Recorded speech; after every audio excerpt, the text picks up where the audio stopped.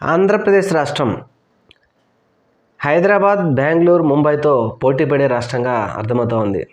మన రాష్ట్రంలో రాజకీయ నాయకులు తినే భోజనం కాస్ట్ ఎంతో తెలుసా? ఒక ప్లేట్ మీల్స్ 3,200 రూపాయల మీల్స్. వా!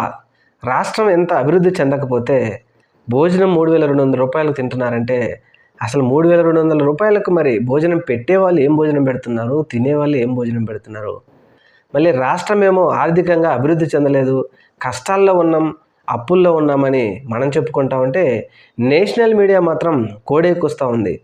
3,200 రూపాయల భోజనం మరి సీఎం గారి మీటింగ్లో కలెక్టర్లకు మిగతా వాళ్ళకు దాని రేటు వేశారు. దీని మొత్తంగా ఒక పూట భోజనం కోసం 1,20,00,000 రూపాయలు ఖర్చు పెట్టారని చెప్పేసి ఇదేదో నేను మీరు లేకపోతే మన తెలుగు మీడియా చెప్పింది కాదు, దేశంలోని ఇంగ్లీష్ మీడియా కోడెక్కుస్తూ ఉంది. అంతగా మన ఆంధ్రప్రదేశ్ రాష్ట్రం అభివృద్ధి చెందాలి.